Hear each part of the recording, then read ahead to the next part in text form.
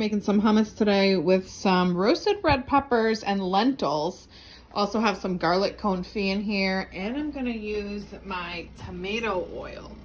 I used dried garbanzo beans, soaked them overnight. I actually soaked the lentils too, and I just got those going on the stove. And I had made a garlic confit yesterday, and it's in perfect timing for me to do some hummus. So I've got some garlic in here and the lentils that I already boiled and strained. And now I'm doing the garbanzo beans, and these are gonna actually go for a roast in the oven before I actually make the hummus. What we're down here for is some roasted peppers for the hummus. So here they are, and I'm just gonna grab both jars because now I'll have one for the cabinet up there and I won't need to run down here next time. I've been using these, they are awesome. All right, so we're gonna do roasted red pepper lentil hummus. And we're gonna use the garlic from the confit, which I already put in here, and I already put the lemon juice in here too. I'm gonna save all this oil, reserve this here from the confit from the other day. And this is what we ended up with, this goodness. And I'll be sure to link a video for this too.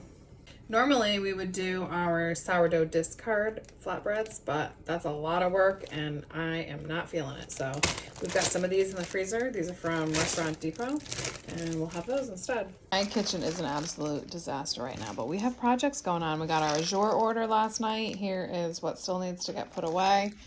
I got their lemon juice is so good. I'm gonna try this kind, but I really like this Santa Cruz. I got that one because it's a little bit of a bigger bottle, and I'm gonna test them out and see which one we like better. I started these on top on the hot burner, and now I have them in the oven, and a lot of the water has evaporated. So I was just giving them a quick stir. I'm gonna give them a couple more minutes in here, then we're gonna strain that water off and get them roasting. Here's what we ended up with, guys. I hope you tried this. I actually made a double batch, so it made a huge amount. You guys, try this recipe. It really can be played with, and you can make it any flavor that you want, or leave out the roasted peppers and leave out the lentils. The reason I did it is because it's better for you with the lentils. Thanks for making some hummus with me today. I hope that you have a beautiful day, and look, the pond's on. We will see you guys on the next video. We're gonna preserve some blueberries and cranberries.